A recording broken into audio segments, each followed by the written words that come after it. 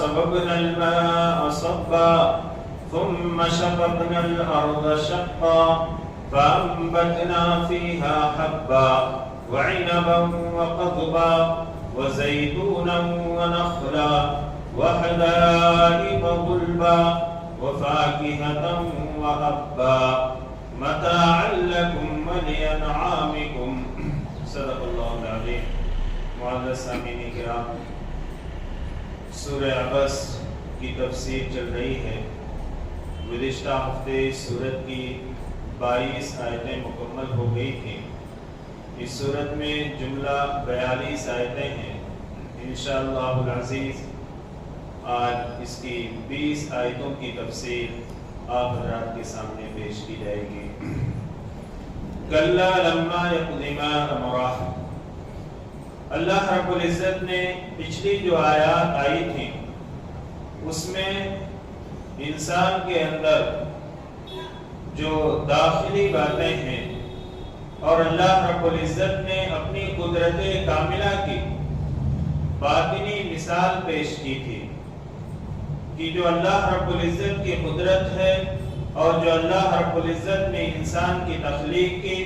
اللہ تعالیٰ فرماتے ہیں کہ انسان کو اللہ رب العزت نے پانی کے ایک قطرے سے پیدا کیا اور پھر اللہ رب العزت نے اسے بنایا اور اس کو ایک خاص انداز دیا، ایک خوبصورت شکل و صورت اور ایک معتدل جسم عطا فرمایا. ثم السبیل یسرہ. اللہ تعالیٰ فرماتے ہیں کہ پھر اس کے لیے راستے کو آسان کر دیا.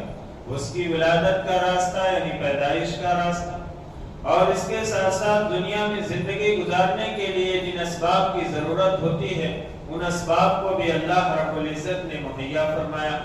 ثم اماتہ فاقبرہ. پھر اللہ تعالیٰ نے اسے موت دے دی اور اسے قبر میں پہنچا دیا. ثم اذا شاء انشرہ. پھر اللہ جب چاہیں کہ اس کو اٹھ کھڑا کرے. یعنی اللہ رب العزت نے اس ان آیات کے ذریعے سے اللہ رب العزت نے ان لوگوں کو جواب دیا ہے در حقیقت جو قیامت کے منکر ہیں اور دوبارہ زندہ ہونے اٹھ کھڑے ہونے کے منکر ہیں کہ اللہ رب العزت نے جب ایک پانی کے قطرے سے ایک بھلا چنگا انسان بنا دیا جو چلتا بھی ہے، پھرتا بھی ہے، بولتا بھی ہے، سنتا بھی ہے اور بہت ساری خوبیاں اس کے اندر موجود ہیں، تو اللہ رب العزت کو اس انسان کو دوبارہ زندہ کرنا کیا مشکل ہے. اللہ رب العزت فرماتے ہیں ثم اذا شاء انشرہ. پھر جب اللہ چاہے گا اسے اٹھ کھڑا کر دے گا. کلا لما یقض ما امرہ. اللہ تعالیٰ فرماتے ہیں ہرگز نہیں. اللہ نے انسانوں کو جو حکم دیا تھا انسانوں نے ابھی تک اسے پورا نہیں کیا. اللہ رب العزت ان آیات میں بڑے عجیب و غریب انداز میں فرما رہے ہیں کہ اللہ تعالیٰ نے انسانوں کو جو حکم دیا تھا انسانوں نے اسے پورا نہیں کیا. اس سے مراد وہ کافر بھی ہیں جو کفر پر قائم رہے، ایمان نہیں لائے، اور وہ مسلمان بھی ہیں، اہل ایمان بھی ہیں جن کو اللہ رب العزت نے جن کاموں کا کرنے کا حکم دیا تھا یعنی دین پر چلنا اور دین کے تقاضے کو پورا کرنا اور اللہ رب العزت اور اس کے رسول صلی اللہ علیہ وسلم کی اطاعت و فرما برداری کرنا، وہ انسانوں نے اس کو پورا نہیں کیا. ذرا اس جملے پر غور کیجئے کہ اللہ تعالیٰ کس انداز میں انسانوں کو سمجھا رہے ہیں کہ انسانوں کو جو حکم دیا گیا تھا انسانوں نے اسے پورا نہیں کیا. ہر ایک شخص اپنی گریبان میں جھانک کر دیکھے کہ کیا اللہ رب العزت نے جو حکم دیا تھا اور جو دین ہے کیا اس دین پر ہمارا عمل مکمل ہے یا نہیں. ہمیں اور آپ کو غور اور فکر کرنے کی ضرورت ہے. اللہ تعالیٰ خود فرما رہے ہیں کہ انسانوں نے اس کو پورا نہیں کیا. اس لیے ہمارے پاس ابھی وقت ہے، ہمارے پاس جو زندگی ہے جو اللہ رب العزت نے ہمیں عطا فرمائی اس زندگی کے ہم قدر کرتے ہوئے اللہ کے اس احکام کو پورا کریں جو اللہ رب العزت نے ہمیں دیا ہے. یعنی اللہ کی اطاعت و فرما برداری کریں اور اللہ نے جن چیزوں سے جن کاموں سے منع کیا ہے اس سے ہم رک جائیں تو ہم اللہ کے احکام کو پورے کرنے والے ہوں گے اور دین پر عمل کرنے والے ہوں گے. چند دین کی جزیات پہ عمل کر لینے سے ہم دین پر مکمل عمل کرنے والے نہیں بنتے. اللہ کے چند احکام کو پورا کر دینے سے ہم اللہ کے مکمل احکام پر عمل کرنے والے نہیں بن جائیں گے۔ اللہ تعالیٰ فرماتے ہیں کہ انسانوں نے ابھی اس حکم کو پورا نہیں کیا جو اللہ نے انہیں دیا تھا۔ فَلْيَنْظُرِ الْإِنسَانُ إِلَىٰ طَعَامِهِ، داخلی جو دلائل تھے اس کو بیان کرنے کے بعد اللہ رب العزت نے انسان کے جو ظاہری اور انسان کی تخلیق اور اس کی بقا کے جو ظاہری چیزیں ہیں، جو ظاہری دلائل ہیں، اللہ تعالیٰ اس کو بیان فرما رہے ہیں۔ فَلْيَنْظُرِ الْإِنسَانُ إِلَىٰ طَعَامِهِ، تو چاہیے کہ انسان اپنی غذا، اپنے کھانے کی طرف غور و فکر کرے، دیکھے کہ انسان کو جو غذا مل رہی ہے، جو کھانا مل رہا ہے، جو پانی مل رہا ہے، اور جو نعمتیں اللہ رب العزت نے عطا فرمائی ہیں وہ جو مل رہی ہیں اس کی طرف غور و فکر کرے، دیکھے کہ ایک دانہ یا غذا یا ایک لقمہ جو انسان تک، ایک شخص تک پہنچتا ہے، اس کے حلق کے نیچے اترتا ہے، اس میں کتنی چیزیں کارآمد ہوئی ہیں، کام پہ لگی ہوئی ہیں، اور اس میں کتنے لوگ کام پر لگے ہوئے ہیں۔ بعض علماء نے لکھا ہے کہ ایک نوالا جو انسان کے حلق تک پہنچتا ہے، اس کے حلق تک پہنچنے کے لیے اس میں 300 آدمی کام کرتے ہیں، یعنی اس کے غلہ جو زمین میں بویا جاتا ہے اس سے لے کر اس کے کھانا تیار ہونے تک 300 آدمی اس میں کام کرتے ہیں، تب جا کے ایک نوالا جو ہے اس کے حلق کے نیچے اترتا ہے۔ انسان اس نعمت پر غور کرے، کوئی بھی انسان دنیا میں اپنی ضروریات کا سامان شروع سے لے کر آخر تک خود مہیا نہیں کر سکتا۔ ایک معمولی اناج کو لے لیجئے کہ کاشت کرنے والے کسان کس طرح سے اس کی کاشت کرتے ہیں، پھر وہ کہاں پہنچتا ہے، کیسے کیسے وہ کھانا بن کر ہمارے حلق کے نیچے اور ہماری جو بھوک ہے اس کو مٹاتا ہے۔ یہ اللہ رب العزت کی بہت بڑی نعمت ہے۔ اللہ تعالیٰ فرماتے ہیں کہ انسان صرف اپنے کھانے کی طرف، اپنے غذا کی طرف ذرا دیکھ لے، اسے چاہیے کہ غور و فکر کرے۔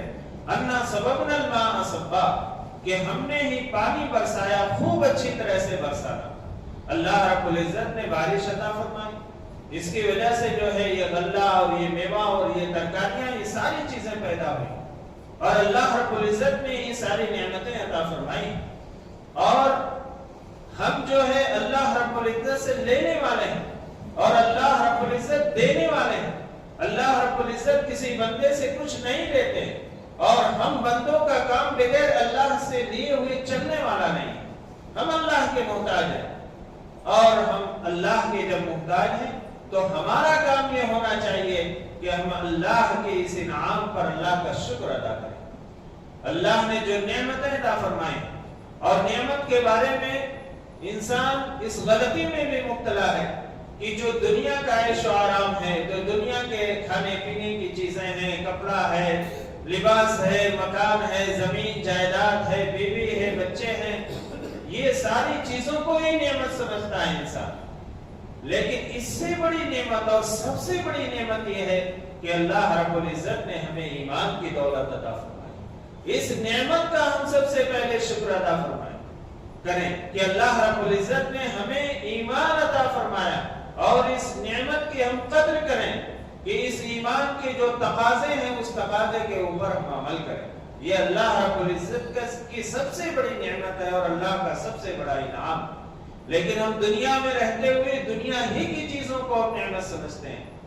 ایک انسان ہے، اگر اسے دنیا کی ساری چیزیں ملی ہوئی، سارے عیش و آرام کی چیزیں اس کے پاس میسر ہیں، لیکن ایمان کی دولت اس کے پاس نہیں ہے، تو اس کے پاس کچھ بھی نہیں ہے۔ یہ دنیا کی زندگی کتنے دن کی زندگی ہے، اس نعمتوں سے اور اس عیش و آرام سے آدمی 50 سال، 60 سال، 100 سال تک نفع اس کو اٹھا سکتا ہے، لیکن اصل جو زندگی ہے، آخرت کی زندگی ہے، اس میں جو عیش و آرام ملے گا اس ایمان کی بدولت ملے گا جو اللہ رب العزت نے ہمیں عطا فرمایا، ہمیں اس کی قدر کرنی چاہیے۔ تو اللہ تعالیٰ فرماتے ہیں کہ ہم نے ہی پانی برسایا، خوب اچھی طرح سے برسایا۔ ثم شققنا الارض شقا، پھر ہم نے زمین کو عجیب طرح سے پھاڑا۔ یہ زمین جو سخت ہے، یہ زمین جو پتھریلی ہے اور سخت ہے، اللہ رب العزت نے زمین کو پھاڑا۔ آپ غور فرمائیں کہ ایک دانہ جو زمین کے اندر ڈالا جاتا ہے، اس سے جو باریک اور نازک نرم کوپل نکلتی ہے، اس کوپل کو نکالنے والا کون ہے؟ اس زمین کو پھاڑنے والا کون ہے؟ ایک کیل اگر ہم زمین کے اندر ایک میخ گاڑتے ہیں تو اس کے سوراخ ہو جاتا ہے، اس کے اطراف جگہ رہ جاتی ہے، لیکن اللہ رب العزت کس قدرت اور حکمت کے ذریعے سے معمولی سی نرم و نازک کوپل کو اس سخت زمین کے اندر سے پھاڑ کر نکالتے ہیں۔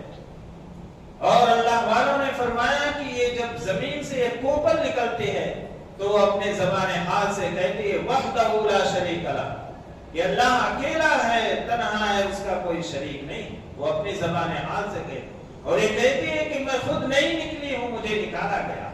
یہ اپنی زبان حال سے اللہ کا شکر ادا کرتی ہے۔ فَأَنبَتْنَا فِيهَا حَبًّا، اللہ تعالیٰ فرماتے ہیں پھر ہم نے اس میں اناج پیدا کیا، اگایا، غلے پیدا کیا۔ وَعِنَبًا وَقَضْبًا، اور انگور اور ترکاریاں، وَزَيْتُونًا وَنَخْلًا، اور زیتون اور کھجور، وَحَدَائِقَ غُلْبًا، اور گھنے باغات، وَفَاكِهَةً وَأَبًّا، اور میوے اور جو ہے سبزہ یعنی چارہ، مَتَاعًا لَكُمْ وَلِأَنْعَامِكُمْ، یہ تمہارے فائدے کے لیے ہے اور تمہارے چوپاؤں کے فائدے کے لیے، تمہارے جانوروں کے بھی فائدے کے لیے اور تمہارے بھی فائدے کے لیے۔ یہ ساری چیزیں اللہ نے انسان کے فائدے کے لیے بنائی ہیں۔ اس کائنات کے اندر جتنی بھی چیزیں ہیں اور جو چیزیں جو کام کر رہے ہیں اس کائنات کے اندر، جو نظام چل رہا ہے، یہ اللہ رب العزت نے انسانوں کے فائدے کے لیے بنائے، اور انسان اس سے فائدہ بھی اٹھاتا ہے، ایسا نہیں ہے کہ نہیں اٹھاتا۔ چاند سے، سورج سے، ستاروں سے، سیاروں سے، ساری چیزوں سے، اور اس کے نباتات سے جو چیزیں اگتی ہیں اور اس کی پیداوار سے، پانی سے، ہر چیز سے نفع اٹھاتا ہے، فائدہ اٹھاتا ہے، اپنی ضروریات کو پورا کرتا ہے۔ یہ ساری چیزیں اللہ رب العزت نے انسان کو اس لیے عطا فرمائی ہیں کہ یہ ساری چیزیں انسان کی خدمت کرے اور انسان جو ہے اللہ رب العزت کی عبادت اور اس کی اطاعت و فرمانبرداری کرے۔ یہ ساری چیزیں جس کام کے اوپر لگی ہوئی، انسان کو بھی چاہیے کہ وہ جس کام کے لیے اس دنیا کے اندر بھیجا گیا ہے اس کام کو پورا کرے۔ وما خلقت الجن والانس الا لیعبدون، کہ ہم نے جنات اور انسان کو اپنی عبادت کے لیے پیدا کیا۔ تو اللہ رب العزت فرماتے ہیں کہ انسان ذرا اپنے کھانے، اپنی غذا کی طرف ذرا دیکھے، ذرا غور و فکر کرے کہ یہ ساری نعمتیں اللہ رب العزت نے عطا فرمائی۔ ہم ہر قدم پر ایک سانس لینے میں بھی اللہ کے محتاج ہیں، اور اللہ ہمارا محتاج نہیں۔ اللہ تو بے نیاز ہے، یعنی اللہ دینے والے ہیں، اللہ لینے والے نہیں ہیں، اور اللہ جب دینے والے ہیں تو ہمیں چاہیے کہ اللہ رب العزت کی نعمتوں کی شکر گزاری کریں۔ فَإِذَا جَاءَتِ الصَّاخَّةُ، تو آگے اللہ تعالیٰ فرماتے ہیں پھر جب وہ کانوں کو بہرا کر دینے والا شور برپا ہوگا، یعنی دوسری مرتبہ جب سور پھونکا جائے گا اور لوگ میدان محشر میں جمع ہوں گے۔ اور قرآن کا انداز ایسا ہے کہ قرآن اس انداز میں بیان کرتا ہے کہ ایسا معلوم ہوتا ہے کہ میدان محشر برپا ہے، قیامت قائم ہو گئی اور ہم اللہ کے سامنے کھڑے ہیں۔ اللہ تعالیٰ فرماتے ہیں جب کانوں کو بہرا کر دینے والا شور برپا ہوگا، یوم یفر المرء من اخیہ، کہ جس دن انسان اپنے بھائی سے بھاگے گا۔ ہاں، بھائی سے بھاگے گا۔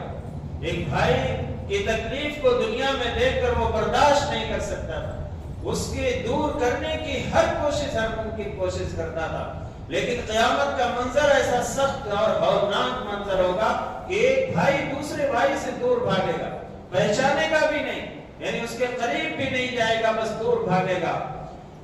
وَأُمِّهِ وَأَبِيهِ، اور اپنی ماں سے بھاگے گا، وہ ابھی ہے، اور اپنے باپ سے بھی بھاگے گا۔ اپنی اولاد کو ماں باپ سے بہت محبت ہوتی ہے، اور ماں باپ کو بھی اپنی اولاد سے بہت محبت ہوتی ہے، لیکن وہ اتنا سخت معاملہ ہوگا، اتنا سخت منظر ہوگا کہ اولاد جو ہے اپنے ماں باپ سے دور بھاگے گی۔ وَصَاحِبَتِهِ وَبَنِيهِ، اور آدمی اپنی بیوی سے، وہ بنی ہے، اور اپنے بچوں سے دور بھاگے گا۔ ایسا سخت منظر ہوگا کہ آدمی، ماں باپ اپنے اولاد کو اپنے سے جدا نہیں کرنا چاہتے، خود اپنے آپ کو تکلیف میں ڈال لیتے ہیں، لیکن بچوں کی تکلیف کو اور اپنی اولاد کی تکلیف کو برداشت نہیں کر سکتے۔ لیکن وہ ایسا خوفناک منظر ہوگا کہ جب قیامت قائم ہوگی، میدان محشر ہوگا اور سارے لوگ جمع ہوں گے، وہاں کا منظر اللہ رب العزت نے کھینچا ہے کہ ایک دوسرے سے انسان بھاگے گا۔ لِكُلِّ امْرِئٍ مِّنْهُمْ يَوْمَئِذٍ شَأْنٌ يُغْنِيهِ، ایسا کیوں ہوگا؟ اس لیے کہ اس دن ہر شخص کو اپنی فکر پڑی ہوگی، یغنیہ، دوسروں کی طرف اس کو ہوش بھی نہیں ہو کہ دوسروں کی طرف دیکھ لے۔ ہر ایک آدمی کی اپنی شان ہوگی، نفسا نفسی کا عالم ہوگا، یغنیہ، جو دوسروں سے بے نیاز کر دے گا کہ کسی کی طرف نظر اٹھا کر بھی نہیں دیکھے۔ جناب محمد رسول اللہ صلی اللہ علیہ وسلم نے فرمایا، حضرت عائشہ رضی اللہ عنہ فرماتی ہیں کہ اللہ کے نبی صلی اللہ علیہ وسلم نے فرمایا کہ جب میدان محشر قائم ہوگا تو لوگ ننگے سر ہوں گے، ننگے پاؤں ہوں گے، بے لباس ہوں گے، یعنی جسم کے اوپر کوئی کپڑا نہیں ہوگا۔ حضرت عائشہ رضی اللہ عنہ نے پوچھا، اللہ کے نبی صلی اللہ علیہ وسلم کیا عورتیں بھی بے لباس ہوں گے؟ اللہ کے نبی صلی اللہ علیہ وسلم نے فرمایا کہ ہاں، عورتیں بھی بے لباس ہوں گے، بالکل ننگے ہوں گے۔ حضرت عائشہ رضی اللہ عنہ نے فرمایا کہ اللہ کے نبی صلی اللہ علیہ وسلم اس وقت بہت شرم محسوس ہوئی۔ اللہ کے نبی صلی اللہ علیہ وسلم نے فرمایا کہ ایسا خوفناک منظر ہوگا، ایسا ہیبت ناک منظر ہوگا کہ کوئی کسی کی طرف نگاہ اٹھا کر دیکھے گا ہی نہیں، ایسا منظر ہوگا۔ اللہ رب العزت نے اس کا نقشہ کھینچا ہے کہ لوگ ایک دوسرے سے بھاگیں گے۔ جو باپ دنیا کے اندر اپنی اولاد کی ذرہ برابر بھی تکلیف کو برداشت نہیں کر پاتا تھا، اس کے لیے بے چین ہو جاتا تھا، اس کے لیے جو ہے ہر وقت فکر کے اندر مبتلا رہتا تھا۔ اگر معصوم بچہ جو ہے رات کے اندر رات میں رو رہا ہے تو باپ اس کو کاندھے پر اٹھا کر پوری رات لے کر ٹہلتا رہتا تھا۔ لیکن آج وہی باپ اور وہی ماں جس نے اپنے سینے سے لگا کر اس کو دودھ پلایا تھا اور جس نے اس کو محبت سے پالا اور پرورش کی تھی، آج وہی ماں باپ اپنے اولاد کو دیکھنے کے لیے بھی تیار نہیں ہوں گے۔ ایسا خوفناک منظر ہوگا۔ اور یہ تو ہے کہ جب حالات آتے ہیں تو آدمی کو بس اپنی ہی پڑی رہتی ہے۔ جس وقت ہندوستان پاکستان کا بٹوارا ہوا، اس وقت جو ہے نظام الدین ریلوے اسٹیشن پر لوگ اپنے دودھ پیتے ہوئے بچے کو چھوڑ کر جا رہے ہیں۔ شیخ زکریا رحمت اللہ علیہ نے اپنی آپ بیٹی میں لکھا ہے کہ لوگ معصوم بچوں کو چھوڑ کر جا رہے ہیں، اور جب اس وقت پوچھا گیا کہ ان بچوں کا کیا ہوگا تو کہتے تھے کہ زندگی پڑی ہے، بچے اور پیدا ہو جائیں گے، اور اگر ہم مر گئے تو قوم ان کو دیکھ لے گی۔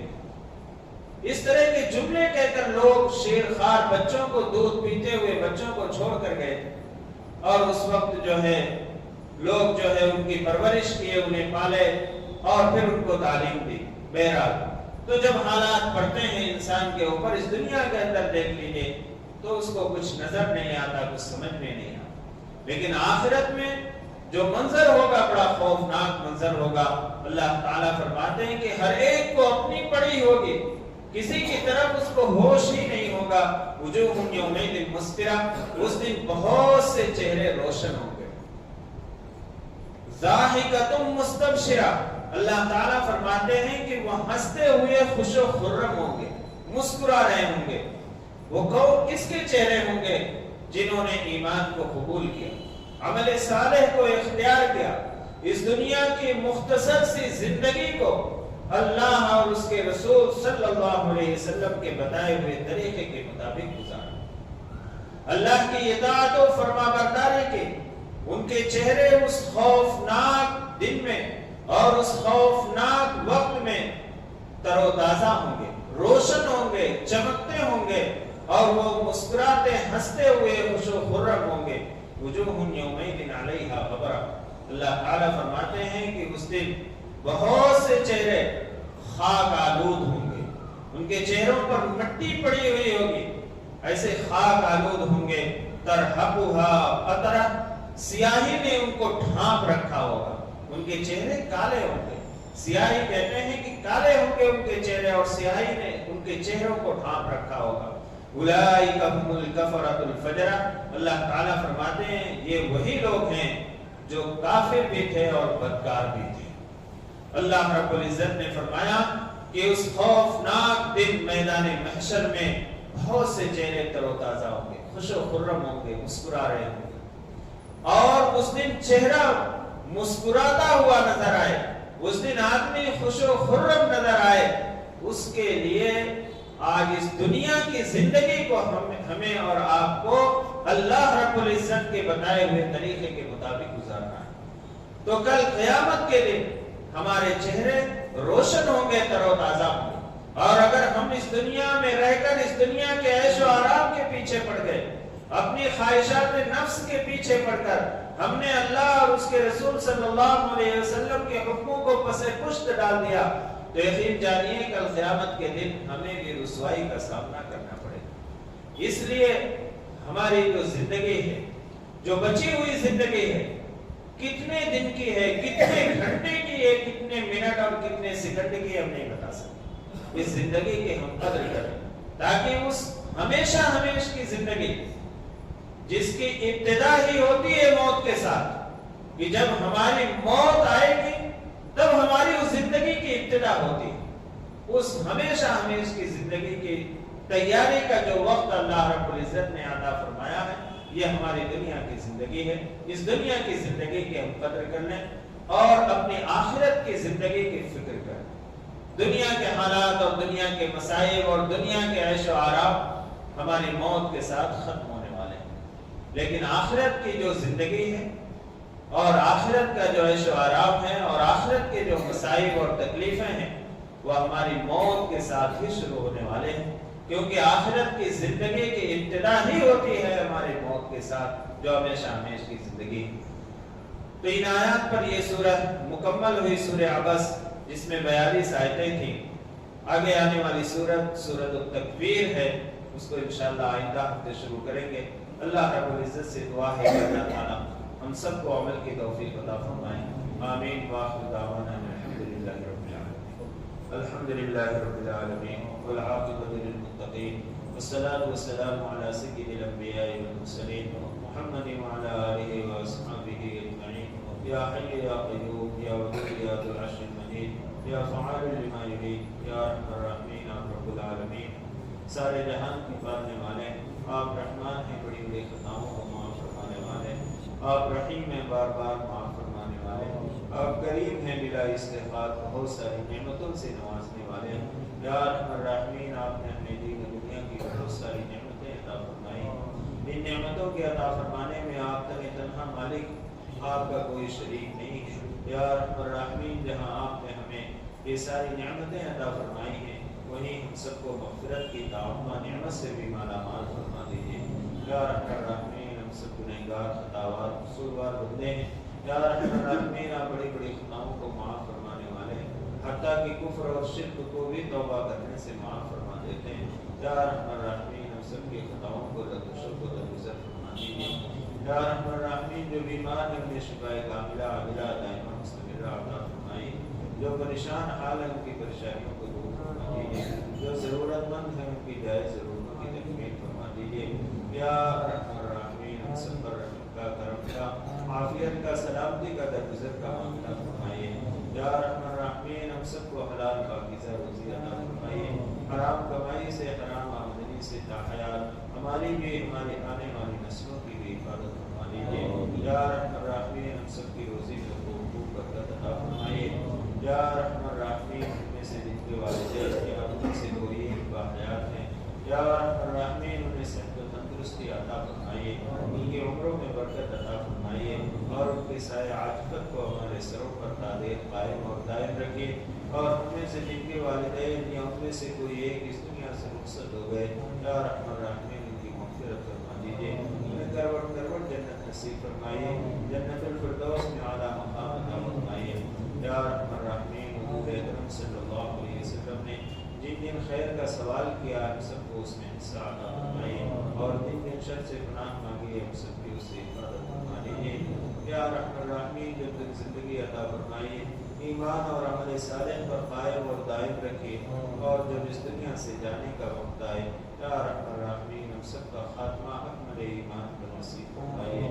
یا ارحم الراحمین، حضور اکرم صلی اللہ علیہ وسلم کے صدقے ہوئے ہماری دعاؤں کو قبول منظور فرما لیجیے۔